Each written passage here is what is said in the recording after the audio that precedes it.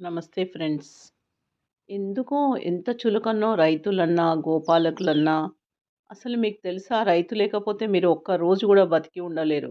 ఆహారం లేకుండా. గోవులే లేకపోతే అసలు ఆహారమే దొరకదు. మీకేమన్నా ఆలోచన ఉందా అసలు? మా దగ్గర ట్రైనింగ్ తీసుకున్న ఒక అమ్మాయి రీసెంట్‌గా మోండా మార్కెట్ వెళ్ళిందంట. పిడకలు చేసుకుంది. ఆ పిడకలు అమ్ముదామని.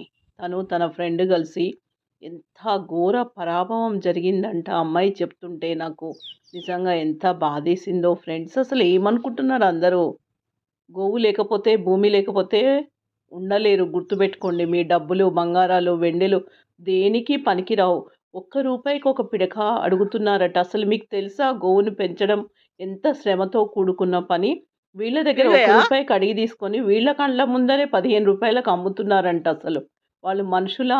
రాక్షసులా? నాకు అర్థం కాలేదు ఫ్రెండ్స్. ఒక రైతు ఎంత శ్రమ పడితే పంట వస్తుందో నేనిప్పుడు ప్రత్యక్షంగా అనుభవిస్తున్నాను.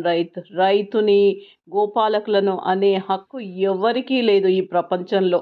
వాళ్ళని రోజు పొద్దున్నే గుర్తు చేసుకోకపోతే మీకసలు ఆహారం దొరకదు ఫ్రెండ్స్, గుర్తుపెట్టుకోండి. నేలను ముందు బాగు చేసుకోవాలి. నీటి వసతి కల్పించుకోవాలి. తర్వాత నారెయ్యాలి. అది నారుని తీసి మళ్ళా నాటుకోవాలి. తర్వాత నీళ్లు పెట్టాలి, పెంచాలి. మధ్యలో పక్షులు, కోతులు, రకరకాల జీవజంతువులు అవన్నీ వచ్చేసి తినేస్తుంటాయి. వాటి నుంచి కాపాడాలి. తర్వాత పంటొస్తది ఫ్రెండ్స్. ఆ పంటని మార్కెట్‌కు తీసుకొనెళ్తే రూ. 5కి ఒక కట్ట అని చెప్తే, రూ. 1 ఇస్తావా? రూ. 2 ఇస్తావా? రూ. 5కు 2 కట్టలిస్తావా? అసలు ఏమన్నా మానవత్వం ఉందా ఫ్రెండ్స్? పంటొచ్చిన తర్వాత దాన్ని ఆరబెట్టి అది ఇంటికి చేరే వరకు ఎంత శ్రమనో అసలేమైనా ఆలోచన ఉందా ఫ్రెండ్స్? ఇంకా మారకపోతే ఫ్రెండ్స్, ఈ భూమి పైన నూకలుండవు ఎవరికీ, గుర్తుపెట్టుకోండి ఫ్రెండ్స్. ఎంత ఆ అమ్మాయి క్షోభను అనుభవించిందంటే నాకసలు కోపం ఆగట్లేదు ఫ్రెండ్స్.